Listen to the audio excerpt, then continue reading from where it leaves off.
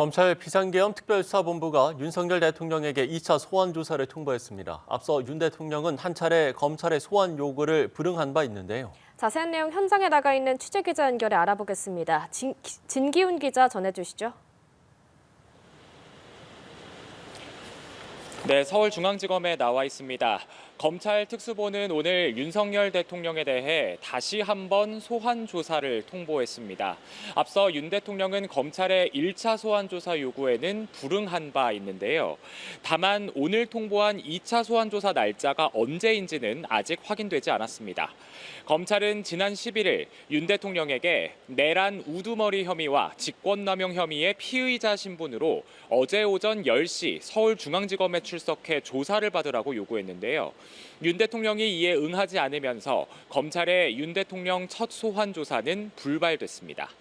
윤 대통령은 앞서 지난 12일 담화에서 대통령의 비상계엄 선포권 행사는 사법심사 대상이 되지 않는다고 밝힌 바 있는데요.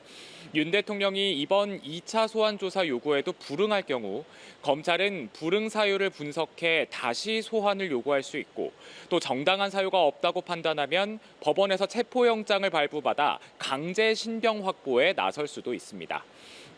윤 대통령이 검찰 소환 조사에 응한다면 헌정사상 현직 대통령이 피의자 신분으로 검찰에 출석하는 첫 사례가 됩니다. 군 수뇌부들에 대한 구속 심사도 진행 중인데 군사법원이 곽종근 특수전 사령관에 대한 구속영장을 발부했죠? 네, 그렇습니다. 중앙지역 군사법원은 곽종근 특수전 사령관에 대한 구속영장을 발부한다고 밝혔습니다. 법원은 도주와 증거인멸의 우려가 있다며 구속 사유가 인정된다고 밝혔는데요. 검찰이 김용현 전 국방부 장관과 여인영 방첩사령관에 이어 곽 사령관의 신병까지 확보하게 되면서 계엄군 핵심 인물들에 대한 검찰 수사도 속도가 붙을 것으로 보입니다. 오후 3시 30분쯤부터는 역시 계엄 당시 국회 소속 부대를 투입한 혐의를 받는 이진우 수도방위 사령관에 대한 구속 심사가 진행되고 있습니다. 또 계엄 사령관을 맡았던 박안수 육군 참모총장에 대한 구속 심사는 내일 오전에 예정돼 있습니다. 한편 검찰은 조사를 거부하고 있는 김용현 전 국방부 장관에 대해 강제 연행에 나섰지만 김 전 장관 측의 강한 반발로 오늘 조사는 불발됐습니다.